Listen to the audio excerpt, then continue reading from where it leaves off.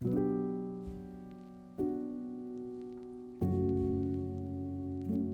were both, relatively young.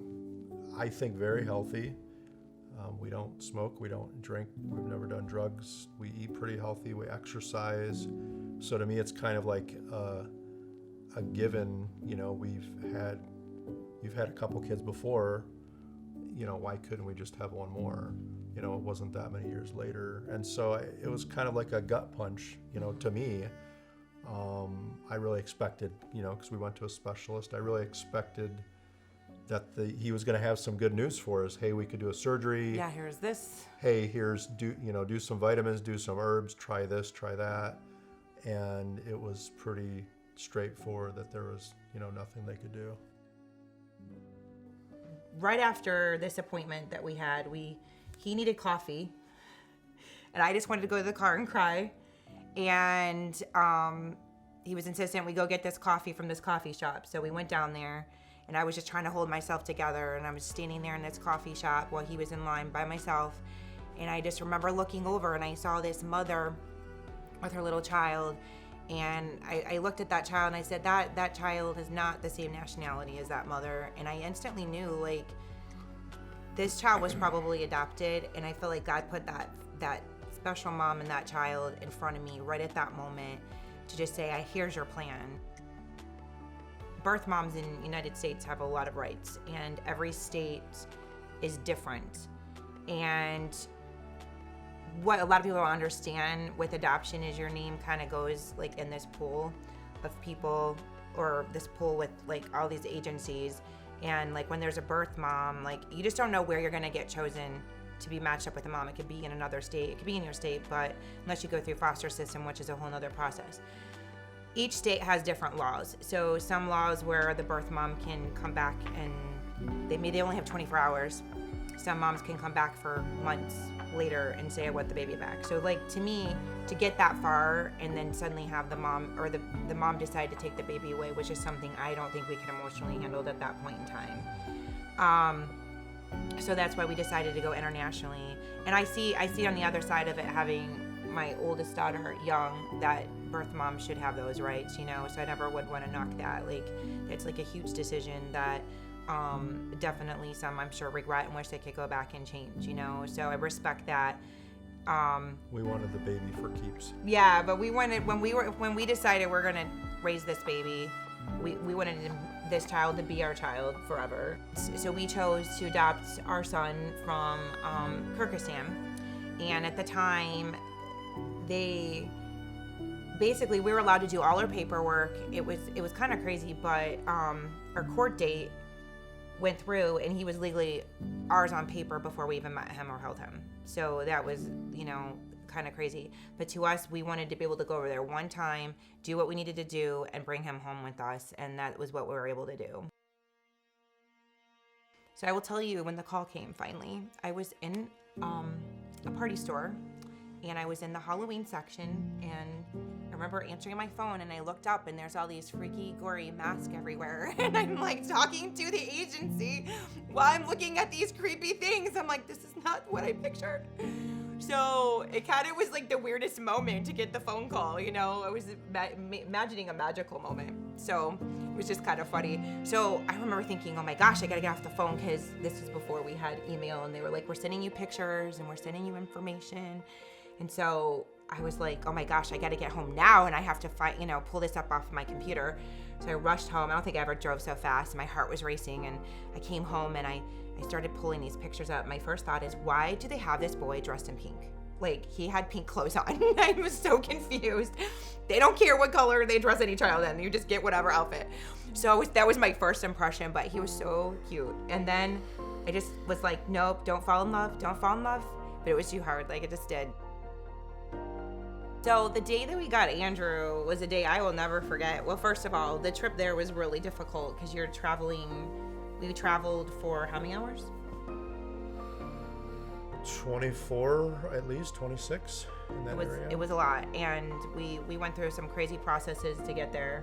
And then when we got there, we only slept a few hours. The phone rang. We were supposed to get up and go get him. The phone rang. I answered it, or he answered it, and they said that they're still celebrating their New Year's. They celebrate New Year's for like days on end, like 3 days. It's like a huge celebration. 6 days, I thought.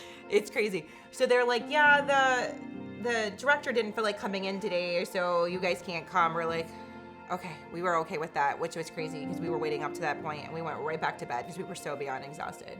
So then we had to wait another day, and then when we finally got there, it was kind of like a crazy experience walking through. They just kept taking us into one room after another, and we just kept thinking, when are you going to give us this baby? When are we going to give this baby? And then we walked in that room, and I was like, this is the room from the video and the pictures. And then they brought him out, and I just kept thinking, he's so tiny. I thought he was going to be so much bigger than that. He was so tiny. He was swimming in his clothes. He was so tiny. He was no legs. Just to put in perspective, our son was 9 months old, and he weighed 12 pounds, and he was just skin and bones. I remember trying to play with him the first several days, and he was a loner. He was basically lifeless. Like, I would hold him up, and he was just like, whatever. We'd play with him on the bed, and he was kind of like, whatever. But I remember by about the third and fourth day, he started to kind of come alive.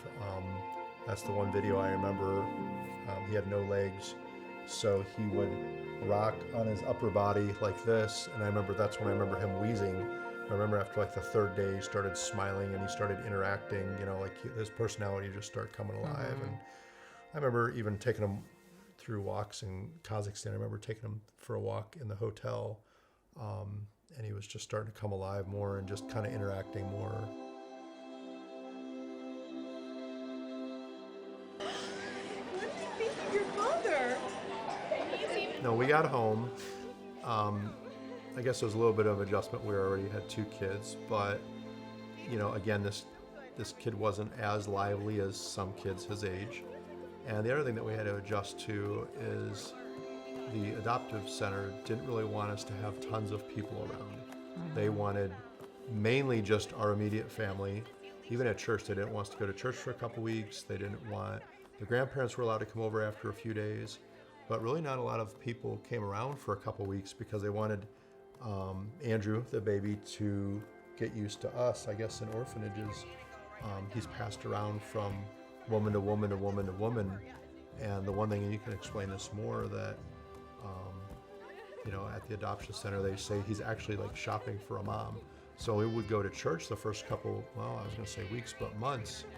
All the time he would go like this to women. To anybody. Grocery stores, he would always go like this to women, and he would allow any woman over, I don't know, the age of 12 to pick him up.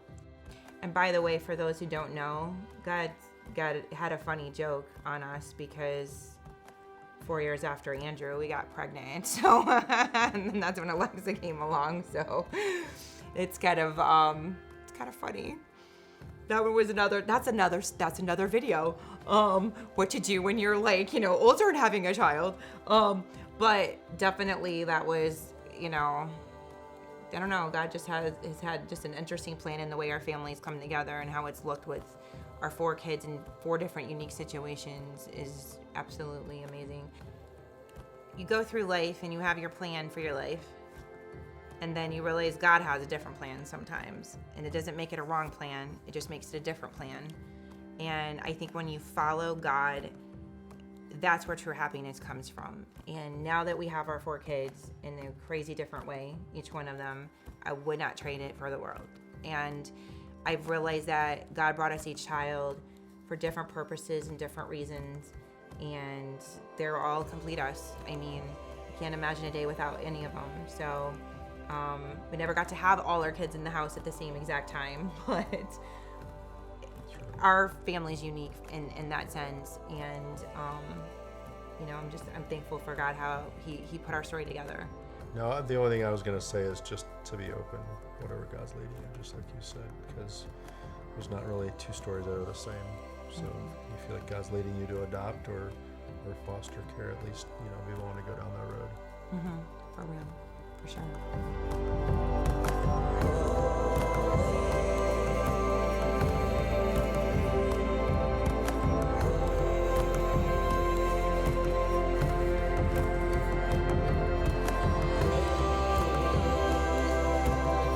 The The way I see it, I wish couples who desperately take every means to conceive a child would realize that adoption is a wonderful alternative. A child who becomes your child through adoption completes a family.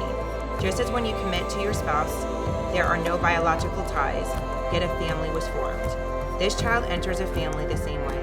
It's not blood and flesh that form a family, but the heart.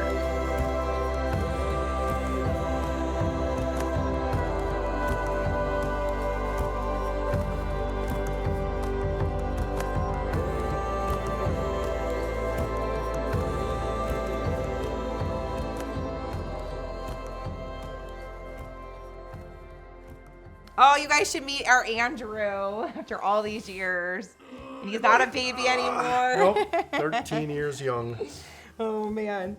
And then it says, I'm from Kyrgyzstan, not Kazakhstan, Kurdistan, or Turkestan. Right, honey? They all get them confused.